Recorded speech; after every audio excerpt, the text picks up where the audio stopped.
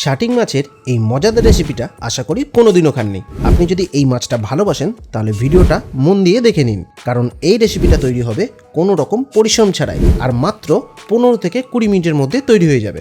এই শাটিং মাছ অনেক জায়গায় অনেক রকম নাম, কোনো জায়গায় পটল মাছ, তো আবার কোনো জায়গায় ছোটো টুনাও বলা হয়। যাই হোক, বাজার থেকে যদি কাটিয়ে আনতে পারেন তাহলে তো খুবই ভালো, আর না পারলে কোনো চিন্তা নেই, আমি দেখিয়ে দিচ্ছি।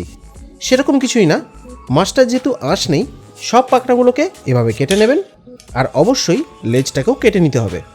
সবার শেষে মুখের সামনের দিকটা এভাবে অল্প করে কেটে নিতে হবে।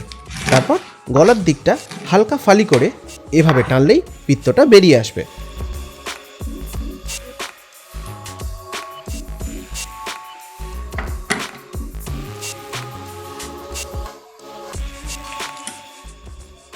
আপনি চাইলে মাছটাকে পিস করে নিতে পারেন, বাট আমি গোটাই রাখছি। তবে হালকা করে কাট মার্ক দিয়ে দিচ্ছি, বেশি ডিপ করে কাট দিতে যাবেন না, তাহলে আবার মাছটা রান্নার সময় ভেঙে যাবে। ঠিক এরকম হবে। এবার জলে ধুয়ে পরিষ্কার করে নিতে হবে। এবার নিচ্ছি দুটো ছোট সাইজের পেঁয়াজ, একটা টমেটো, কিছু কাঁচা লঙ্কা, রসুন আর আদা। আমি যেহেতু 2 পিস মাছ দিয়ে রেসিপিটা করে দেখাচ্ছি, তাই উপকরণগুলি কম কম রেখেছি। পেঁয়াজটাকে ছোট ছোট করে পিস করে নিচ্ছি, যেহেতু এটা পেস্ট বানাতে হবে। টমেটোটাকেও একইভাবেই কেটে নিতে হবে। এই রেসিপিটা অল্প সময়ের মধ্যে বানাতে হলে এই শর্টকাট পদ্ধতিটা করে নিতে হবে। টমেটোটা অবশ্যই মিডিয়াম সাইজেরই রাখবেন। 1/2 ইঞ্চি আদাকে ছোট করে কেটে নিতে হবে, আর সাথে রসুন দিতে হবে 6 থেকে 7 কোয়া। এই লঙ্কাগুলো খুবই ঝাল হয়, তাই 3টেই রাখলাম। আপনারা অবশ্যই ঝাল বুঝে দেবেন। এবার জল ছাড়া একটা স্মুথ পেস্ট বানিয়ে নিতে হবে। এবার ধুয়ে রাখা মাছটার মধ্যে ঢেলে নিতে হবে বানানো পেস্টটা। পুরো পেস্টটাই নিয়ে নিতে হবে। শুধু মনে রাখবেন, জল দিয়ে পেস্টটাকে একদমই বানানো যাবে না। এবার বলি, এটা কিন্তু নোনা জলের মাছ, তাই লবণটা অবশ্যই বুঝে দেবেন।